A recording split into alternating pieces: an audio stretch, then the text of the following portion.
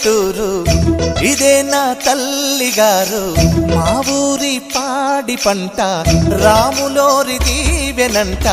తల్లి గోదావరి నీళ్ళు కడిగ సీతమ్మ పాదాలు ఊరంతా హాయ్ హాయ్ హాయ్